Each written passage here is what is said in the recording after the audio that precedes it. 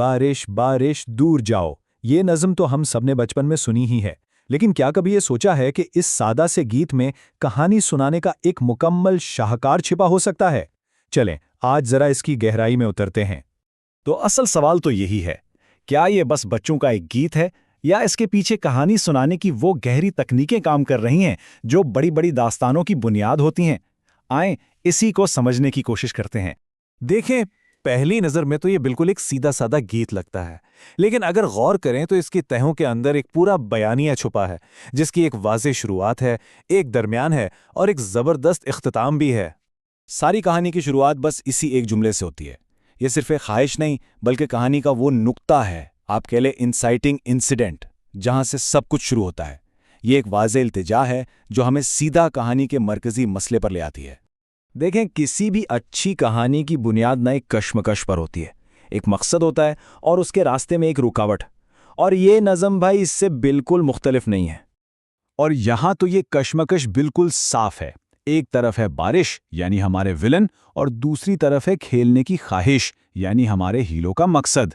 ये इतना बुनियादी और आलमगीर तसादुम है कि कोई भी इसे फौरन समझ सकता है और इससे जुड़ सकता है।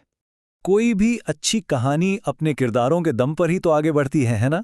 और कहानी का दायरा भी किरदारों के साथ ही बढ़ता है। चले देखते हैं ये नज़्म ये काम कितनी चालाकी से करती है। तो कहानी हमें सबसे पहले एक ऐसे किरदार से मिलवाती है जिसकी ख्वाहिश बहुत ज़ाती और काबिल फ़हम है। इससे सुनने वाले फ़ौरन एक कनेक्शन महसूस करते हैं, क्योंकि कहानी का एक इंसानी मरकज़ बन जाता है।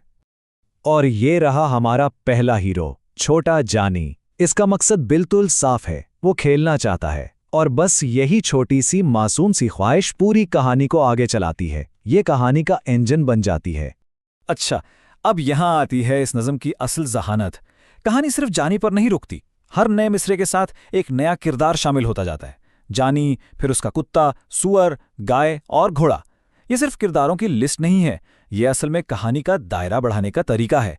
ख्वाहिश एक शख्स से शुरू होकर अब पूरे ग्रोह की बनती जा रही है। और फिर हम पहुंचते हैं कहानी के सबसे अहम मोड़ पर, क्लाइमैक्स पर। ये वो लम्हा है जब ये अलग अलग इनफरादी आवाज़ें मिलकर एक ताकतवर कोरस बन जाती हैं और इस नज़्म को एक सादा गीत से बहुत आगे ले जाती हैं। तो हमने देखा कि कहानी जानी से शुरू हुई, फिर उसके दोस्त जानवर भी आ गए। हर कोई अलग अलग था, हर कोई अपनी इनफरादी ख्वाहिश का इजहार कर रहा था कि उसे खेलना है। लेकिन फिर कहानी एक ज़बरदस्त मोड़ लेती है। ये सारी अलग अलग ख्वाहिशें मिलकर एक हो जाती हैं, एक मुश्तरका मकसद बन जाती हैं, और यहीं से कहानी अपने ताकतवर तरीन लम्हे की तरफ बढ़ती है।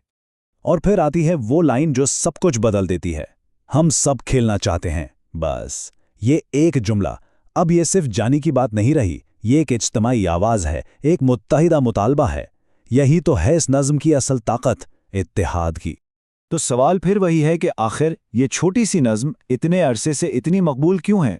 जवाब इसकी सादगी में छुपी हुई ताकतवर कहानी सुनाने की तकनीक में है। चलें ज़रा इसको खोलकर देखते हैं कि इसमें क्या क्या इस्तेमाल हुआ है। पहले तो बराह रास्त खिताब, यानी सीधा बारिश से बात हो रही है। फिर है बयानिया में इजाफा, जैसे जैसे नए किरदार आते हैं। तकरार, यानी एक ही बात को दोहराना, इससे इल्तिजा में वज़न आता है और वो याद रह जाती है। और आखिर में वाज़े मकसद, यानी मकसद बिल्कुल साफ है, खेलना है। ये तो कहानी सुनाने का पूरा एक टूल किट है। तो खुलासा यह है कि ये नज़्म काम क्यों करती है, क्योंकि ये एक साफ सी कशमकश दिखाती है, बार बार एक ही बात दोहराकर अपनी रफ्तार बनाती है, नए किरदारों को लाकर कहानी का वज़न बढ़ाती है, और आखिर में सबको एक आवाज़ बनाकर ख़त्म होती है। एक बेहतरीन कहानी के सारे मसाले इसमें मौजूद हैं। तो अगली बार जब कोई ऐसी ही बच्चों की नज़्म सुनने को मिले तो एक लम्हे के लिए ज़रूर सोचिएगा कि क्या उसकी इस मासूम सी सतह के नीचे कहानी सुनाने का कोई ऐसा ही शाहकार तो नहीं छुपा हुआ, और ऐसी और कौन सी नज़में या गीत हैं जिनमें इतनी ही गहरी ताकत मौजूद है।